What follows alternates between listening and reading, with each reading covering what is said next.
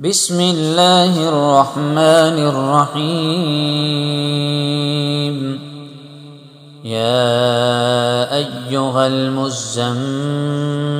قم الليل إلا قليلا نصفه أو انقص منه قليلا أو زد عليه ورتل القرآن ترتيلا إنا سنلقي عليك قولا ثقيلا إن ناشئة الليل هي أشد وطئا وأقوم قيلا إن لك في النهار سبحا طويلا واذكر اسم ربك وتبتل إليه تبتيلا رب المشرق والمغرب لا إله إلا هو فاتخذه وكيلا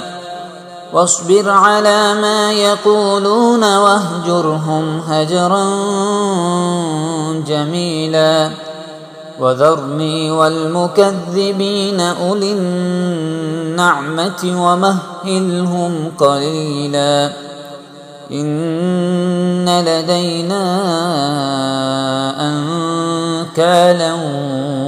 وجحيما وطعاما ذا غصة وعذابا أليما يوم ترجف الأرض والجبال وكانت الجبال كثيبا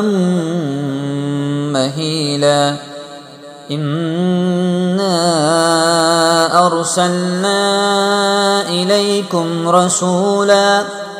شاهدا عليكم كما أرسلنا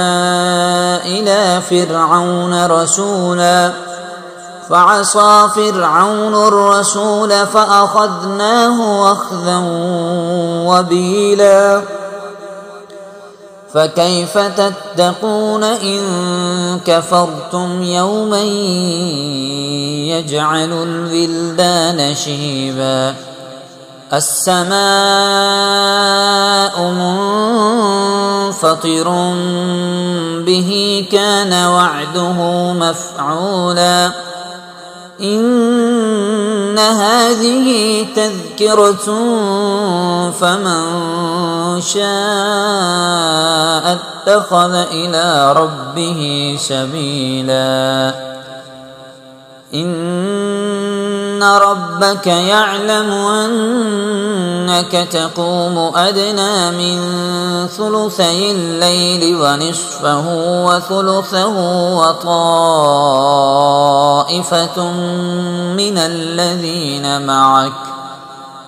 والله يقدر الليل والنهار علم أن لن تحصوه فتاب عليكم فاقرؤوا ما تيسر من القرآن علم أن سيكون منكم مرضى وآخرون يضربون في الأرض يبتغون من فضل الله وآخرون يقاتلون في سبيل الله فاقرؤوا ما تيسر منه وأقيموا الصلاة وآتوا الزكاة وأقرضوا الله قرضا حسنا وما تقدموا لأنفسكم من خير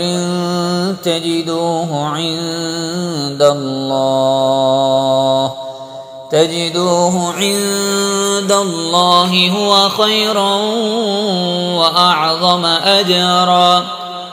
واستغفروا